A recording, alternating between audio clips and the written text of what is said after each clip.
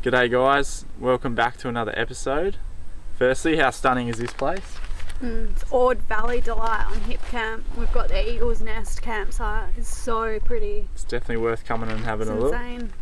So today's video purpose is to give you guys a bit of information on the Gibb River Road and what it takes to actually do it, and a bit of background knowledge of the Gibb River Road. So in this episode we're going to cover what the Gibb actually is, if you've never heard of it, but I'm sure you have. What to expect if you're about to do it, the logistics, so food, fuel, water, time, the cost of everything, the places that we definitely recommend, and then maybe the places that you could miss, products that we recommend that you should definitely take with you, what we broke, so and then what we could have done better, and what we'd do next time if we would do it again. So the Gibb River Road itself was named after a guy called Andrew Gibb Maitland. He apparently laid eyes on it first, and coincidentally he named it after himself. Why wouldn't you? I'd name it after myself. It's probably one of the most famous roads for being really corrugated and really rough, and taking a lot of vehicles, a lot of tyres, a lot of suspensions. We saw that many people broken down on the Gibb. People with brand new 200 series on the back of trucks and stuff. We thought, what the hell are we doing right now? So be prepared to see some sights. It does take a lot of vehicles, and if you don't prepare well or you just get plain unlucky, then you'll probably end up on the back of a tilt tray. So it's one of them tracks that you really want to do. You can't just sort of half-arse it. You've really got to want to do it. So getting them points out of the way. So we spent 11 days on the Gibb, and we thought that was a good amount of time to spend on the Gibb. You get to see everything, all the main attractions and more. Some of the attractions that we wouldn't recommend, and a lot of them we would. If you've got kids, you might want to take a little bit longer, maybe 2 weeks, just like a few days here and there, like just to give the kids a break, because it is a lot of exercise. Like every single day you're doing hard hikes into gorges, swimming, it's hot, and it just takes it out of you. So a lot of families we met, they'd have a few nights at different spots, just like relaxing for a day, just so their kids can recharge. Yeah, and for the kids, there's a lot of hikes that require long legs, so it does take it out of them quite quickly. Even I struggled. Well, even both of us struggled, so there was times, well, there was days, bloody hell. If you're planning your trip along the Gibb, I suggest you grab a pen and paper out and jot down some of these spots that we're talking about, because they're going to sound totally foreign, but when you're actually on the Gibb, you'll run into them and you'll see them and you'll think, oh yeah, I remember seeing that. We're not going to show you these places. We're going to let you watch them in our next few videos coming out the next few weeks. There's a 3-part series coming out on the Gibb, so we won't show you any of these places, we'll just list them. Day one, we went from Derby and we stayed at Leonard River campsite, which is a free one. All we really did on the first day was we went and visited the Derby prisoner tree, got straight on the Gibb and realised that it's not gravel straight away, it's actually bituminous for the first 100 k's. So the first day we literally just went to the campsite, had a fish and a little explore.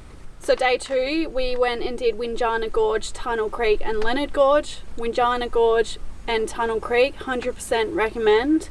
Leonard Gorge, some people said it's their favourite spot, but what we found out afterwards is they actually walked down past the signs and went down inside the gorge, whereas we just went to the lookout. So for us, we weren't amazed by it. That night we stayed at Dog Chain Creek campsite, but the next day when we drove down further, we found Marchfly Glen campsite, which was way better. We and would they're recommend, both free. yeah, we'd recommend staying at Marchfly Glen any day of the week. That was probably one of the nicest spots we saw on the Gibb. We were spewing. Day three, we went and did Bell Gorge and Adcock Gorge. Bell Gorge was absolutely amazing. How long was that in? It was a 3k walk, and Adcock Gorge was only a couple 100-metre walk. We recommend doing both of them gorges. Beautiful. You can swim at Bell Gorge. Adcock Gorge you can swim also, however it did look a bit stagnant, but nonetheless we didn't swim. It was so pretty nonetheless. That night we stayed at Froggy's Campground. This one's actually not on Wiki Camps anymore, but Rogers Hollow, I think it's called, is on the left. If you just drive down another K on your right, you'll see Froggy's Campground. It's a bit smaller and it's right on the creek, so it was really nice.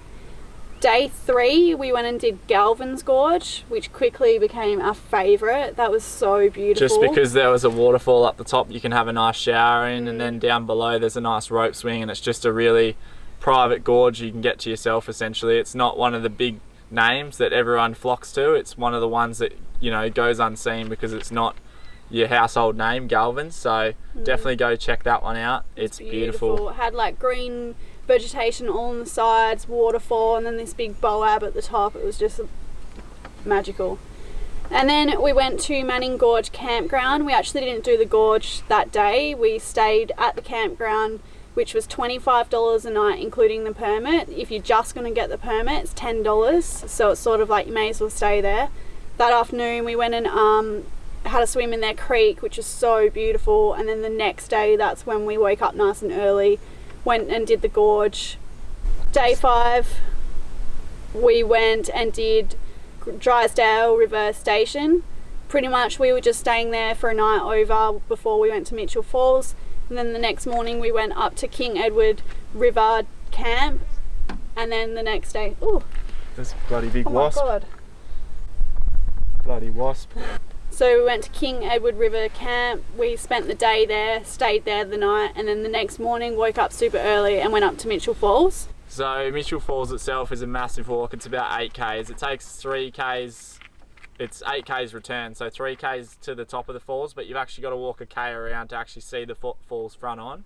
Where you come to the starting bit, it's actually on top and you don't get a very good vantage point, but if you walk around you'll get an absolutely magical view. It's probably the most majestic gorge on the Gibb, I would say, but you can't swim there. You can only swim in the top pool, but nonetheless it was beautiful, and I definitely recommend hitting that one up. We then went from Mitchell Falls down to El Questro. El Questro is probably another one of our favourites on the trip. We did a few deep river crossings, and I'll go into what broke on them river crossings, but let me tell you, you need a bloody snorkel if you're going to El Questro. So that's all I'll say, but it is beautiful, and there's several gorges at El Questro that you can go and do, and they'll explain to you the gorges that you can see and do when you get to El Questro. It's absolutely amazing. So on the way to El Questro, make sure you stop at Ellen Bray Station and get some scones. They were bloody delicious. After we did El Questro, we went into Kununurra and we stayed at Ivanhoe Village Caravan Park. On the way out, we did Emma Gorge because that is outside of El Questro. The cost of the Gibb. So before we left for the Gibb, we did our massive shop in Broome. It was $210. So do expect that along the Gibb River Road, groceries are going to be expensive, or there won't be any at all. They're in the middle of nowhere. They have to go out every fortnight, pick up all of their groceries. So yeah, just think remote living, it's not cheap for them. On that note, beer, make sure you stock up on beer at Broome, because if you try to get it in Derby or on the Gibb, they're going to sting you an arm and a leg. So make sure, unless you've got 3 kidneys and you can sell one, get it at Broome, because it'll cost you a kidney. Takeaway and food, we spent $99. Accommodation was $257 all up, including permits that we had to pay for. Now, before we get into after costs, let's run through all the things that broke on the Gibb River Road. So just off the top of my head, a few things that broke on the Gibb. We firstly got a loose wheel bearing or 2. We checked that right before the Pentecost, realised it was a bit loose. Anyway, turned out the wheel bearings were fine, it was just the castle nut came a little bit undone. So I nipped that back up, good as new. Sorry, I should note that I put more grease in there as well. They're the standard wheel bearings that came with the van, and they seem to be going alright. A lot of people change them out, but I'm just going to wait until they flog out before I change them. The tyres, so we didn't think we had any tyre issues the whole Gibb, but when we got to Kununurra and I checked the wheel bearings, I jacked the van off the dirt and I noticed that there was a big tread block missing off one of the tyres, and it had actually gone all the way down to the wire. So the tyres that we're running are radials. I think they are a Chinese brand tyre. They came standard on the van anyway. Nonetheless, we ripped one of them off, so we had to replace that. We ended up getting an all-terrain tyre instead of a mud terrain. However, we definitely went light truck. I think that that's an essential if you're doing the Gibb, to have light truck tyres, just with the thicker sidewalls, and just overall they're a bit more durable. A lot of people that we were running into all had non-light truck tyres. They're the people that were having the issues. So all the people at Mount Barnett all run BF Goodrich. So we're obviously done the right thing there on the car. So we had no troubles at all with the car. The next thing that broke that we noticed was actually when we were doing Emma Gorge right at the very end, that our aerial had snapped off and it was just dangling there. The aerial itself still works, but it is just flapping in the breeze. So we're going to have to get that fixed. The next thing that we realised was dicky was the starter motor in the car. So we noticed when we went to Wyndham and filmed a little bit there that the starter motor was actually playing up a little bit. It was a fair few seconds between when I pressed the button to start the car and the car was actually cranking. We knew something was going on. So we've replaced the starter motor in the Prado as well. That wasn't cheap, but I want to give a shout out to TrevMech, which helped us out there. There's actually a 3-week wait for people to get their cars in for a mechanic to look at it, and he squeezed us straight in that day and put the starter motor in. So big shout out to TrevMech. If you've got any issues, definitely go see him. He's an absolute legend. I should mention Jason too. I told him I'd give him a shout out on the YouTube, so good on you, Jason. Cheers, legend, for helping us out. That's pretty much it. That's all the stuff that broke on the Gibb. However, we got a fridge slide. Oh, sorry, and the fridge slide broke, which just doesn't lock right in now, so it Just pretty like much comes out by itself. Yeah, which should be an easy fix, I hope. Might be just an adjustment, but apart from that, they're the only things that broke on the Gibb. In comparison to some of the issues some other people were having, we got off on super lightly. I think we got off as light as you can get really after doing the Gibb River Road. We put that down to having a brand new caravan, brand new since January, and we went slow, low and slow. So we had low tyre pressures and we went quite slow. There was a lot of people doing excessive speeds, which may or may not make it a lot easier on the car depending on what section of the road that you're on. But in the long run, we thought, you know what, we'll drop the tyres right down and we'll go nice and slow. There's no rush, and it paid dividends for us. We didn't have any issues.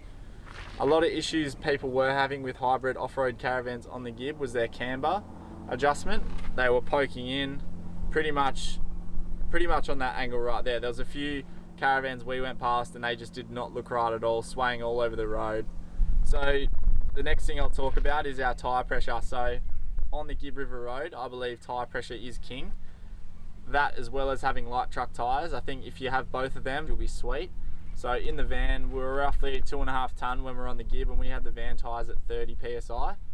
The rear on the car was also at 30, and in the front of the Prado we had it at 24. I reckon that was pretty bang on. However, a lot of crew saying that's slightly too soft, but it seemed to work for us. We only had that one issue with the van, which could have just been down to a sharp rock or in a river crossing. Who knows what gouged it open. So when we got back to Kununurra with all of our broken gear, the tyre cost us $280. Starter motor cost us $300, and then TrevMech charged us $150 for the install, and that was all we got fixed so far. We're going to get the fridge slide and the antenna fixed when we get back home for some weddings, just so we're at home and we can just leave the van in a shop while we stay at Keelan's parents' house. Sun is stuffing me up here. So the next thing that I'll talk about, what product that we swear by that I never even knew that we needed, was that tyre pressure monitor and temperature reader from Aspect Off-Road. Definitely recommend one of them. It pays dividends having one, because I can tell you when you're driving in bull dust on the Gibb River Road, you won't be able to see your rear tyres on your car, let alone your van. So the road's that rough, you could be driving on the rim, you would have no idea. So a lot of people saying that they've actually saved rims with these kits, so I definitely recommend getting one if you're doing some gravel roads for long distances, aka the Untitled or the Tanami. So also one of our Patreons, Adrian, has recommended that we get a temperature gun, so you just point it at any part of the car and you can see if it's getting hot. Dodgy wheel bearings, you can see if they're getting hot, and you can also point it at any part of the car to see if there's any heat there. So with the tyre pressure monitor, we were making sure our tyres weren't getting above 40 degrees. So the ambient along the Gibb's 35, so if the tyres were hitting 40, that's pretty reasonable. We were monitoring if they were getting any higher, and given different pressures that you have in them, they will get hotter or colder depending on where the weight is actually loaded on the vehicle too. So that was a massive positive having that.